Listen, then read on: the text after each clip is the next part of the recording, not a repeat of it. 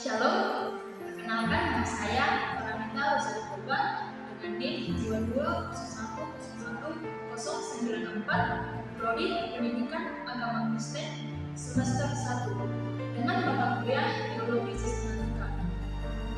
Dosen pengampu Dr. Baginda Sitompul, Master Pendidikan Kristen. Saya salah satu mahasiswi dari Institut Agama Kristen Tarutu. Tahun ajaran 2022-2023. Baik, di sini saya akan menjelaskan tentang demonologi, yaitu ajaran tentang setan. Yang pertama, doktrin setan. Pengertian setan atau iblis merupakan suatu pribadi jahat yang memiliki kuasa subnatural atau kosmos. Menurut sejarahnya, setan dalam bahasa Latin disebut adalah pembunuh malaikat yang memberontak kepada Tuhan. Sejak kekal sebelum ada dan Hawa pertama, Tuhan memerintah bersama para malaikat. Pemberontak Lucifer terikat darah keilmuannya untuk menjadi penguasa yang melampaui Tuhan. Hal itu terungkap dari kata-kata "Aku hendak", seperti dicatat oleh Nabi Yesaya 14 ayat 13-14. Aku hendak naik ke langit, aku hendak mendirikan tahtaku. Makasih bintang-bintang, aku hendak duduk di atas pertemuan jauh di sebelah utara. Aku hendak mengatasi ketinggian awan-awan, aku hendak menyamai yang tinggi.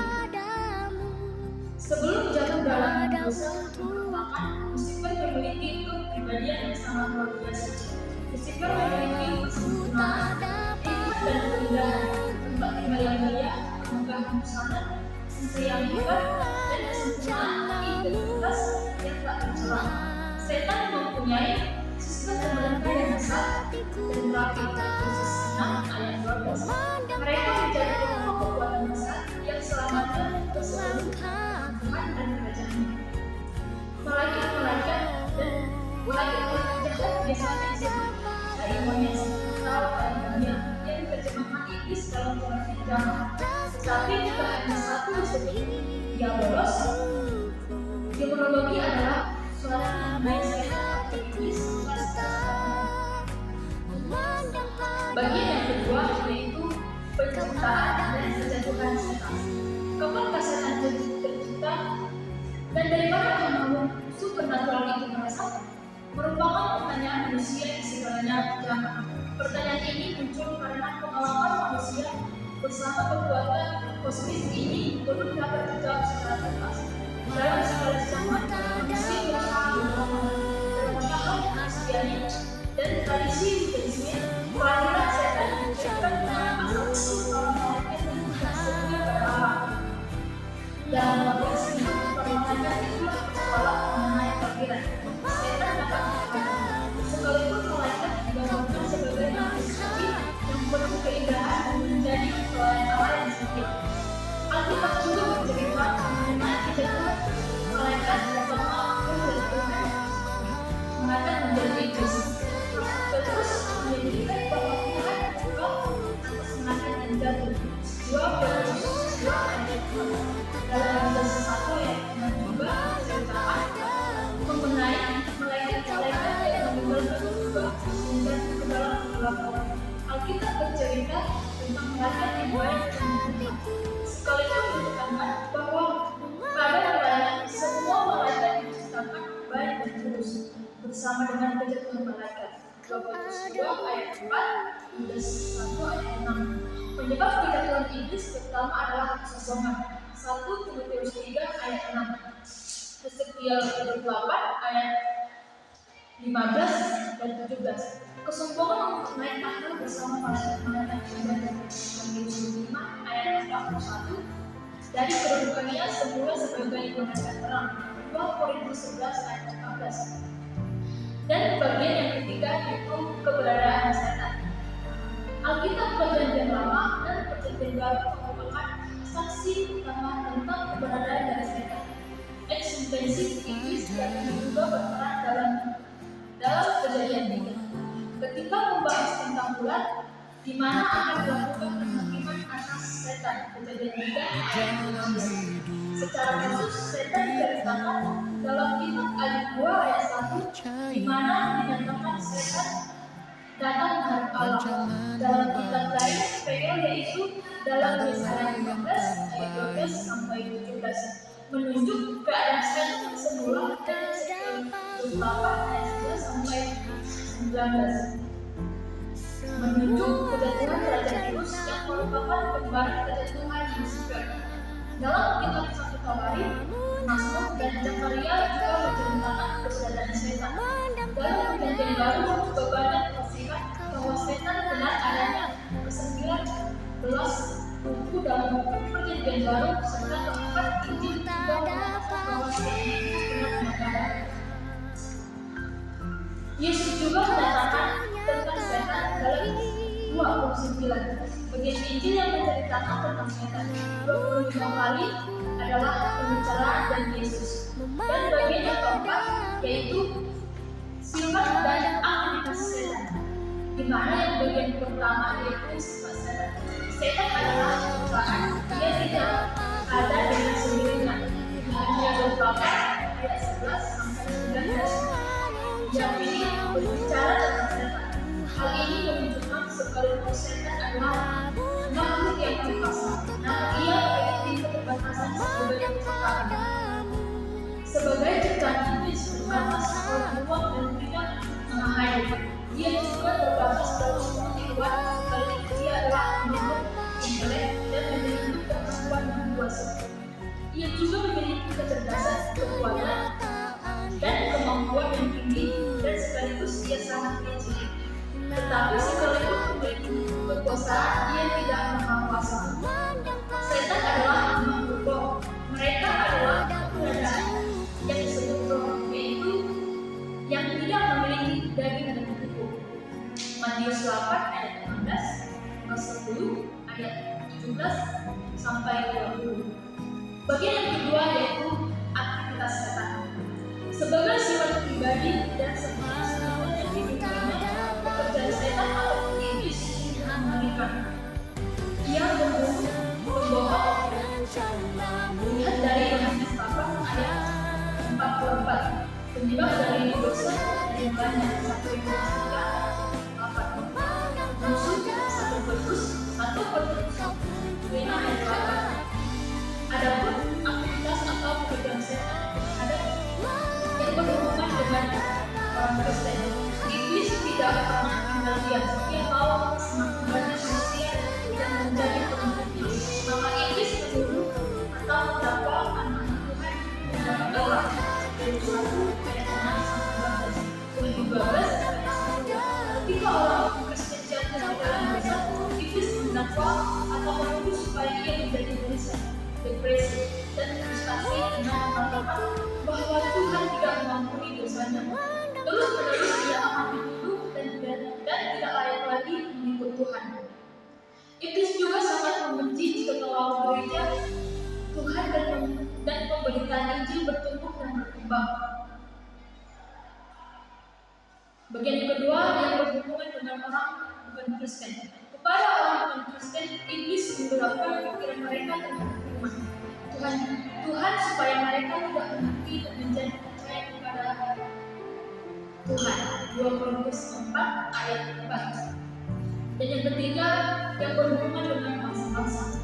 Iblis menipu, mengelabui, dan menyesatkan, dan pada akhirnya ia akan mengumpulkan bangsa-bangsa di dunia untuk melakukan pemberontakan terhadap Kristus. Bagian yang kelima yaitu nama-nama setan. Alkitab menyebutkan beberapa nama setan. Di antaranya adalah 10.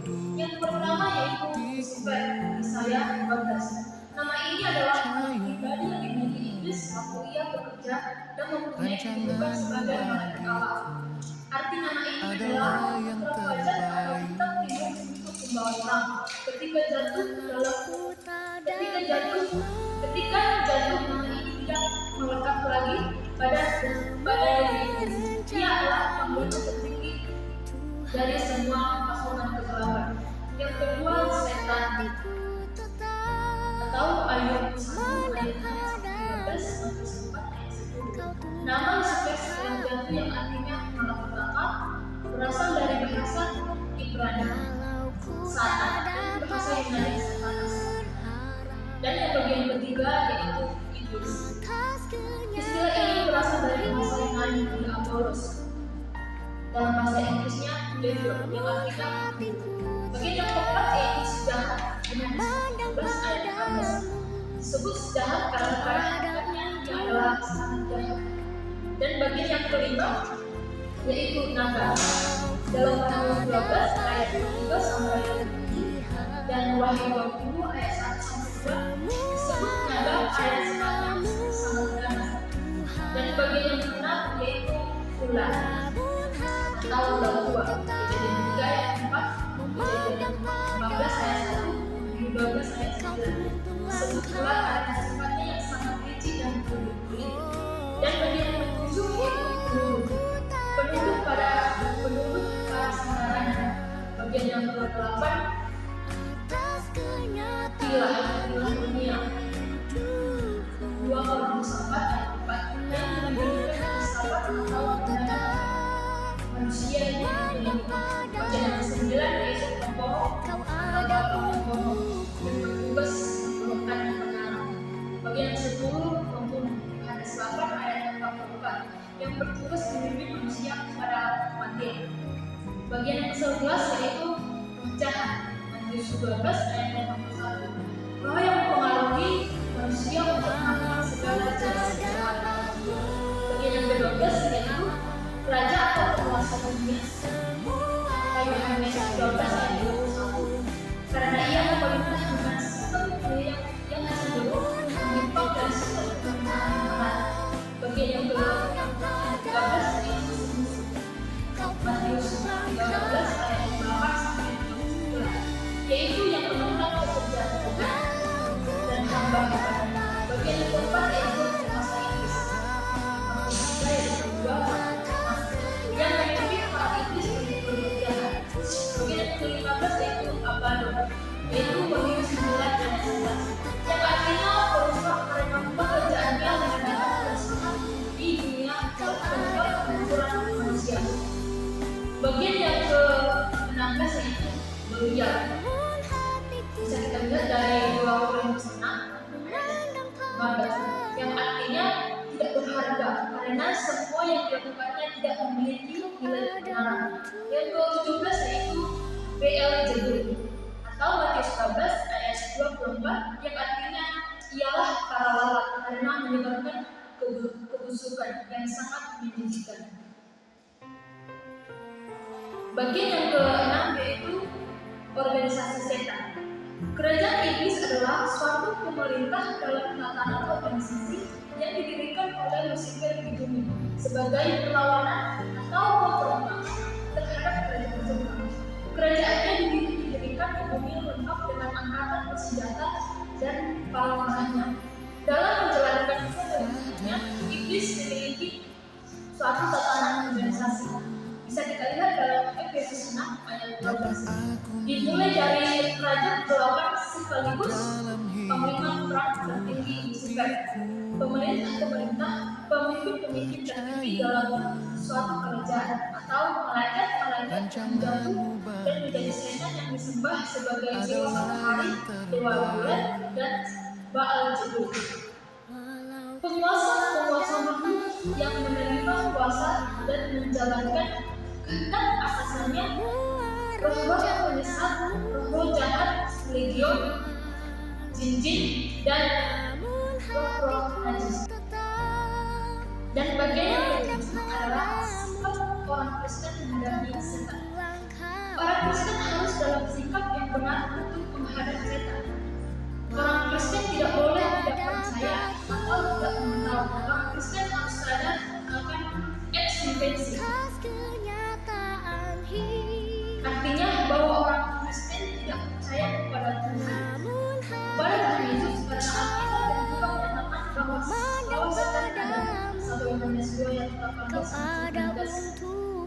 Orang Kristen juga harus waspada dan siuman. 1 Yohanes 5 ayat 1. Bagian yang ke-8 yaitu okkultisme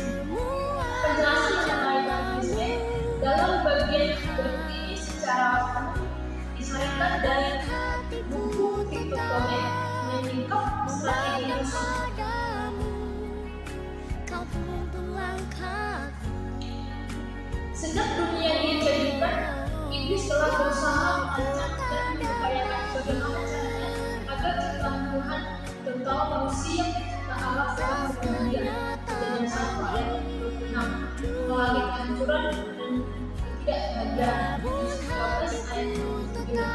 Dalam Kejadian 3, si pelaku itu berusaha menggoda Hawa dengan jalan memutarbalikkan kebenaran firman Allah. Dan sebagai sekarang, iblis terus berusaha untuk menunjukkan manusia ciptaan Allah dan dengan tipu muslihatnya membohong manusia untuk tidak mempercayai Allah dan memberontak terhadap Allah. Alkitab juga menjelaskan bahwa iblis berjalan kian kemari menjadi dirinya untuk melihat manusia yang akan mendapatkan ayat 1 ayat 7 atau Perusahaan ayat 8. Inilah pekerjaan dan kegiatan iblis sampai dengan sekarang, yaitu supaya manusia mengalami menjadi manusia. Dimana berbagai cara tujuan utama dari iblis dalam melakukan semuanya adalah supaya manusia tidak memperoleh keselamatan dan kebahagiaan secara rohani. Gereja juga menyadari bahwa banyak pribadi orang Kristen yang sangat rentan dalam kehidupannya. Dalam kehidupan berimannya, ada banyak jemaat yang tidak mendasari hidup pribadi dan keluarganya dengan firman Tuhan, karena kehendak sebagian firman itu sendiri. Beberapa kasus yang terjadi dalam masyarakat pada umumnya pada pelayanan gereja, ada yang memakai jimat yang berfungsi untuk memberi wibawa yang diharapkan ketika menyampaikan khotbah pada jemaat di atas mimbar akan membuat warga jemaat terpesona. Banyak juga dari warga jemaat yang menyalahgunakan fungsi Alkitab. Seharusnya Alkitab adalah untuk dibaca dan direnungkan, tetapi digunakan sebagai penangkal penipu dan serangan sejarah dengan menempatkannya di bawah bantal seperti itu. Pengertian istilah. Istilah okkultisme berasal dari kata occult yang berarti hidden atau tersembunyi, atau juga gelap, misterius, sedikit atau bersifat rahasia. Dan isme yang berarti ajaran atau paham atau pandangan. Jadi okkultisme adalah kepercayaan akan kuasa kegelapan. Pengertian yang kedua adalah sesuatu yang berhubungan dengan kekuatan supernatural ketika disebut mengandung makna tentang paham, kepercayaan, pandangan atau ajaran mengenai sesuatu yang tersembunyi dan sifatnya misterius, supernatural dan magis. Yang kedua, bentuk-bentuk okkultisme. Yang pertama yaitu skeptisisme. Skeptisisme adalah praktik okkultisme yang didasarkan pada keyakinan bahwa orang mati masih dapat berhubungan dengan yang masih hidup dan sebaliknya. Firman Allah membuat keadaan manusia yang sudah mati dan yang masih hidup tidak dapat lagi berhubungan. Bisa kita lihat dalam Lukas 16 ayat 19 sampai 31, Pengkhotbah 5 ayat Pengkhotbah 9 ayat 5 sampai 6. Beberapa bentuk skeptisisme yaitu melalui benda-benda seperti jalan kuda terbang. Yang kedua, melalui benda seperti memiliki kepercayaan kepada manusia yang tidak sadar dan kalau wanita bisa bersuara pria. Yang ketiga yaitu melalui dukun. Yang keempat yaitu menyatakan dari Allah.